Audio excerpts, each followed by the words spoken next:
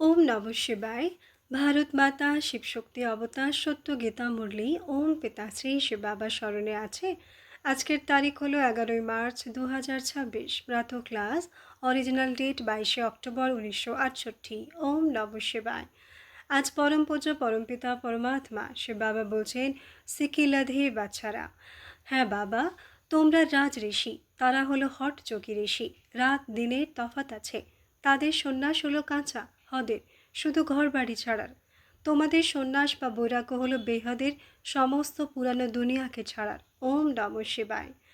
Rouhani মিষ্টি মিষ্টি বাচ্চাদের প্রতি রুহানি বাবা বসে বোঝাচ্ছেন, তোমরা বাচ্চারা সবাই কি করছো। তোমাদের হলো অব্যভিচারী স্মরণ। একটা হয় ব্যভিচারী স্মরণ, অন্যটা হয় অব্যভিচারী স্মরণ। তোমাদের সবার হলো অব্যভিচারী স্মরণ। কার স্মরণ? এক বাবার। বাবাকে স্মরণ করতে করতেই পাপ কেটে যাবে, আর তোমরা সেখানে পৌঁছে যাবে। পাবন হয়ে তারপর নতুন দুনিয়ায় যেতে হবে। আত্মাদের যেতে হবে। আত্মা এই কর্মেন্দ্রিয়ের দ্বারা সব কর্ম করে। তাই বাবা বলেন, নিজেকে আত্মা মনে করো আর বাবাকে স্মরণ করো। মানুষ তো ভক্তি মার্গে অনেককে স্মরণ করে, তোমাদের স্মরণ করতে হবে একজনকে। ভক্তিও প্রথমে তোমরাই করেছ, উচ্চ থেকে উচ্চ এক শিব বাবা। একে বলা হয় অব্যভিচারী স্মরণ।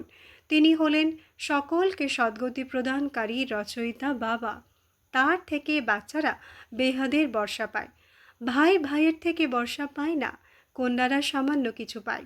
তারা তো আবার গিয়ে হাফ পার্টনার হয়ে যায়। এখানে তো তোমরা সবাই আত্মা, সব আত্মার বাবা এক। সবার বাবার থেকে বর্ষা নেওয়ার অধিকার আছে। তোমরা হলে ভাই ভাই, শরীর যদিও স্ত্রী বা পুরুষের। আত্মারা সবাই ভাই ভাই। তারা তো শুধু বলার জন্য বলে দেয়। হিন্দু মুসলিম ভাই ভাই, অর্থ বোঝে না। তোমরা এখন অর্থ বোঝো। ভাই ভাই মানে সব আত্মা এক পিতার সন্তান। আবার প্রজাপিতা ব্রহ্মার সন্তানরাও ভাই বোন। এখন তোমরা জানো এই দুনিয়া থেকে সবাইকে ফিরে যেতে হবে।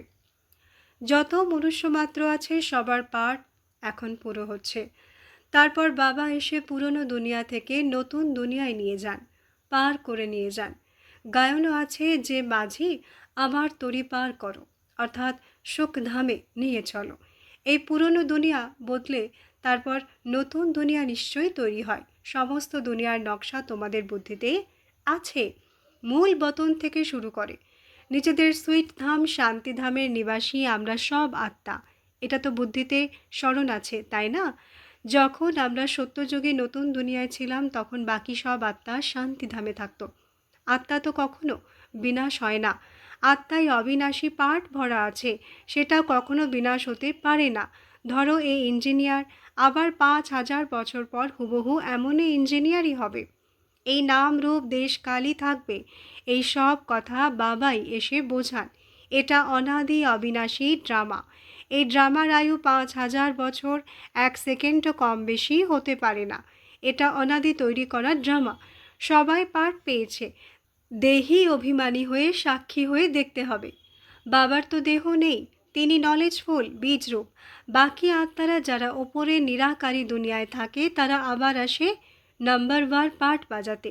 প্রথম নম্বর শুরু হয় দেবতাদের। প্রথম নম্বরের ডায়নাস্টিরই চিত্র আছে।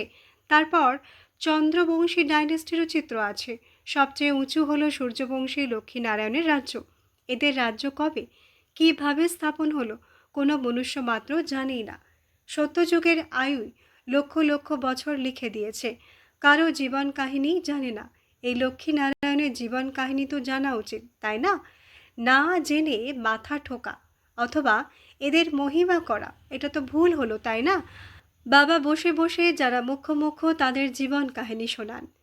এখন তোমরা জানো কিভাবে এদের রাজধানী চলে। সত্যযুগে শ্রীকৃষ্ণ ছিল, তাই না? এখন আবার সেই কৃষ্ণপুরী স্থাপন হচ্ছে। কৃষ্ণ তো হলো স্বর্গের প্রিন্স।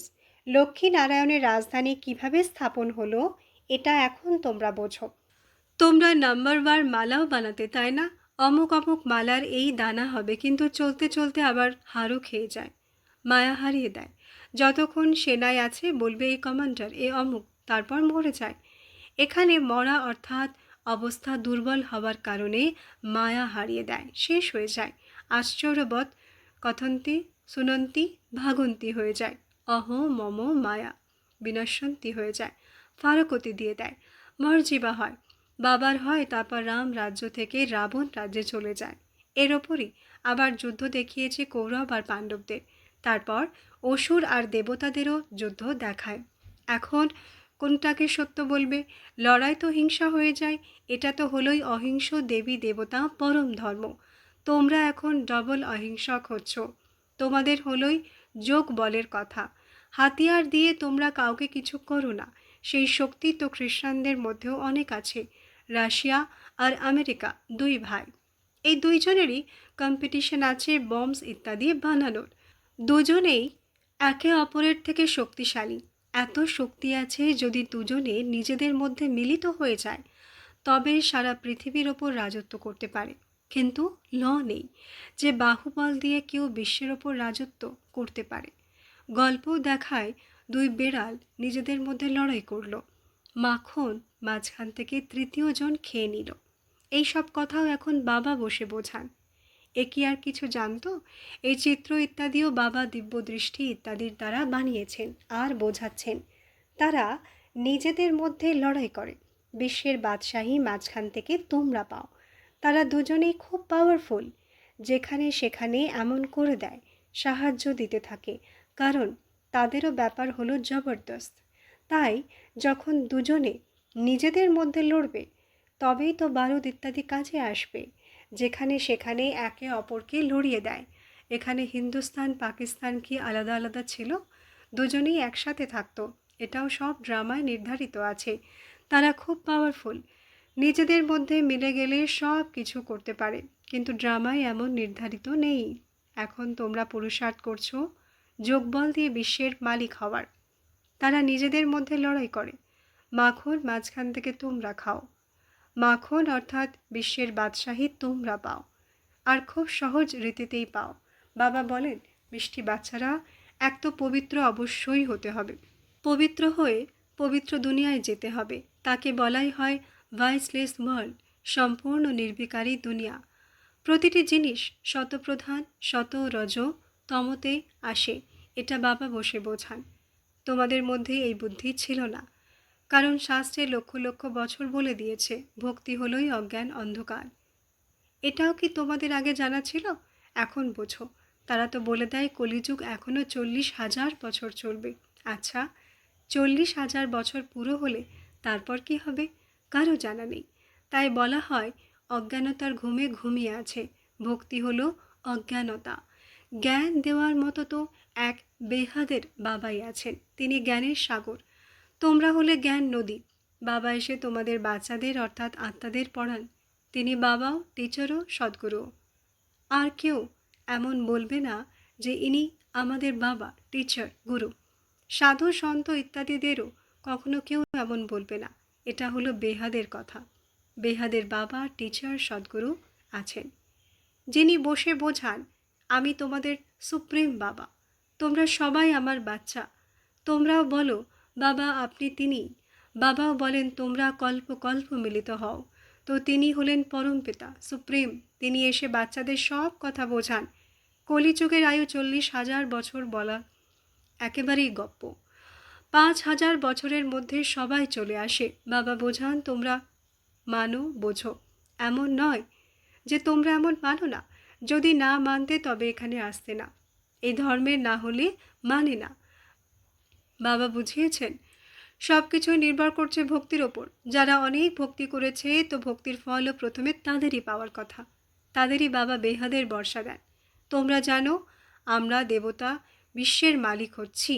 বাকি আর অল্প দিনই বাকি আছে। এই পুরানো দুনিয়ার বিনাশ তো দেখানো হয়েছে। আর কোনো শাস্ত্রে এমন কথা নেই, একমাত্র গীতাই আছে। ভারতের ধর্মশাস্ত্র গীতায়। প্রত্যেককে নিজের ধর্মশাস্ত্র পড়া উচিত। আর সেই ধর্ম যার দ্বারা স্থাপন হয়েছে তাকেও জানা উচিত। যেমন খ্রিস্টানরা ক্রাইস্টকে মানে, তাকেই জানে, পুজো করে। তোমরা আদি সনাতন দেবী দেবতা ধর্মে তো দেবতাদেরই পুজো করো, কিন্তু আজকাল নিজেদের ধর্ম হিন্দু বলে দেয়। বাবা বলেছিলেন প্রথমে শুরুতে সাভারকর এসেছিল।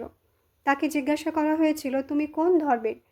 তো বলেছিল আসলে তো দেবী দেবতা ধর্মের, কিন্তু এখন হিন্দু ধর্ম বলে দিই, কারণ আমরা অসুর, বেকারি, পাপী, তাই নিজেদের আমরা দেবতা কিভাবে বলতে পারি। তাকে বলা হয়েছিল তো এখানে এসে পাবন হও, তো বলল ফুরসত নেই, আমরা রাজযোগ কিভাবে শিখব। তোমরা বাচ্চারা এখন রাজযোগ শিখছ, তোমরা রাজ ঋষি, তারা হলো হঠযোগ ঋষি।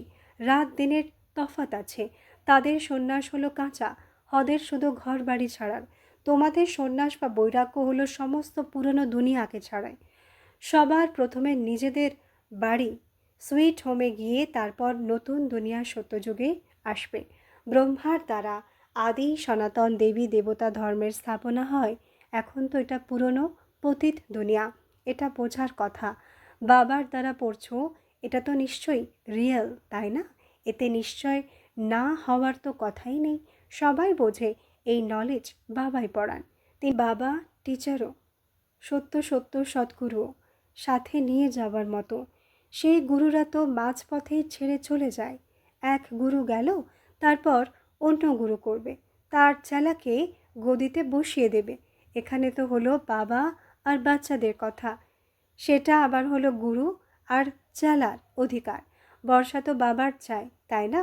সে বাবা আসেনি ভারতে, শিবরাত্রিও আছে, কৃষ্ণের রাত্রিও পালন করে। শিবের জন্মপত্রিকা তো নেই, পালন করবে কিভাবে? তিথি তারিখ তো হয়ই না তার। কৃষ্ণ যে প্রথম নম্বর ছিল তার দেখায়। বাবা বলেন ভবিষ্যতে তোমাদের খুব গুহ গুহ কথা শোনাবো। সবার প্রথমে তো এটা নিশ্চয় করতে হবে তিনি আমাদের সব আত্মার বাবা, তাকে স্মরণ করতে হবে। মন মনা ভব, এর অর্থ এটাই। বাকি কৃষ্ণ ভগবান উবাচ তো নয়। যদি কৃষ্ণ হয় তবে তো তার কাছে সবাই চলে যাবে, সবাই চিনে নেবে। তাহলে এমন কেন বলবে যে আমাকে কোটিতে কোনো একজনই জানে? এটা তো বাবাই বোঝান। তাই মানুষদের বুঝতে কষ্ট হয়। আগেও এমনই হতো। আমি এসে দেবী দেবতা ধর্মের স্থাপনা করেছিলাম, তারপর এই শাস্ত্র ইত্যাদি সব গুম হয়ে যায়। তারপর নিজের সময়েই ভক্তি মার্গের শাস্ত্র ইত্যাদি সেগুলো বেরোবে। সত্যযুগে একটাও শাস্ত্র থাকে না, ভক্তির নাম নিশানা থাকে না। এখন তো ভক্তির রাজ্য। সবচেয়ে বড় হলো শ্রী শ্রী 108 জগৎগুরুর বলা হয় যাদের। আজকাল তো 1108ও বলে দেয়। বাস্তবে এই মালা হলোই এখানকার। মালা যখন জপে তখন জানে ফুল নিরাকার। তারপর হলো মেরু ব্রহ্মা সরস্বতী যুগল, কারণ প্রবৃত্তি মার্গ, তাই না? প্রবৃত্তি মার্গের মানুষ নিবৃত্তি মার্গের কাউকে গুরু করলে সে কি দেবে? হঠযোগ শিখতে হবে, সেটা তো অনেক প্রকারের হঠযোগ ইত্যাদি আছে। রাজযোগ হলোই এক প্রকারের, স্মরণের যাত্রা হলোই এক, তাকে রাজযোগ বলা হয়। বাকি ওগুলো সব হলো হঠযোগ, শরীরের সুস্থতার জন্য। এই রাজযোগ বাবাই শেখান। নিজেকে আত্মা মনে করে বাবাকে স্মরণ করতে পারো না? আত্মা হলো ফার্স্ট, তারপর পেছনে হলো শরীর। তোমরা আবার নিজেকে আত্মার বদলে শরীর মনে করে উল্টো হয়ে পড়েছ। এখন নিজেকে আত্মা মনে করে বাবাকে স্মরণ করো, তবে অন্তমতে সো গতি হয়ে যাবে। তোমরা জানো এই সময় পতিত তমপ্রধান, ডাকেও এমন যে হে পতিত পাবন এসো, হাততালি বাজাতে থাকে আর গাইতে থাকে পতিত পাবন। এখন জলের গঙ্গা কিভাবে পাবন বানাবে? সেই জল তো কমন রীতিতে সব জায়গায় আছে। বাকি হ্যাঁ, সত্যযুগে তোমাদের প্রকৃতি দাসী হয়ে থাকে, একটু দুঃখ পাওয়া যায় না। সেখানে থাকেই শুধু দেবী দেবতারা, আবার তারাই হবে। নাম রূপ ইত্যাদিতে একটুও তফাৎ পড়বে না। কৃষ্ণ সেই হবে। অনেকের সাক্ষাৎকার হয়, কৃষ্ণ জয়ন্তীতে খুব প্রেমের সাথে কৃষ্ণের দোলনায় দোলায়, দেখে কৃষ্ণের মুখে মাখন আছে, কিন্তু বাবা বোঝান মাখন কোনো ওইটা নয়, এটা বিশ্বের বাদশাহীরূপী মাখন। রচয়িতা আর রচনার নলেজকে দুনিয়ার আর কেউ জানে না। ভগবানকেই কণায় কণায় দিয়ে কত অতি গ্লানি করে দিয়েছে। এটা গ্লানি, তাই না? বাবা বলেন সবচেয়ে বেশি গ্লানি আমার করেছে, আমার কত অপকার করে। আমি তবুও এসে তোমাদের কত উপকার করি, সবাই বলে তিনি তো হাজরা হুজুর, বাবাকে তো কেউ দেখতে পারে না, হাজারো সূর্যের তেজ ইত্যাদি কিসের? এটা তো পড়াশোনার কথা। বাবা নলেজফুল, তাই না? লাইটফুল বলতে পারো না। Almighty authority. আচ্ছা, মিষ্টি মিষ্টি রুহানি বাচ্চাদের ইয়াদ প্যার আর নমস্তে। আমরা রুহানি বাচ্চাদের রুহানি মাত পিতা বাপ দাদাকে ইয়াদ প্যার, শুভ প্রভাত, নমস্তে নমস্তে নমস্তে। ধন্যবাদ বাবা, ধন্যবাদ। আজকের বরদান, জীবন মুক্ত ভব। ত্বনের রোগ হয়ে যাক, মায়ার অনেক প্রকারের বাড়ও হোক, কিন্তু খেলা অনুভব হোক। খেলায় দুঃখ হয় না, খেলা করাই হয় মনোরঞ্জনের জন্য, দুঃখের জন্য নয়। শরীরের সম্বন্ধের কোনো বন্ধন যেন না থাকে। এটা তো খেলার ছলে ফরজ আদায় করছো, ফরজ আদায়েরও খেলা করছো। তো খেলা মনে করলে জীবন মুক্ত স্থিতির অনুভব করবে। আচ্ছা, ওম নমঃ শিবায়।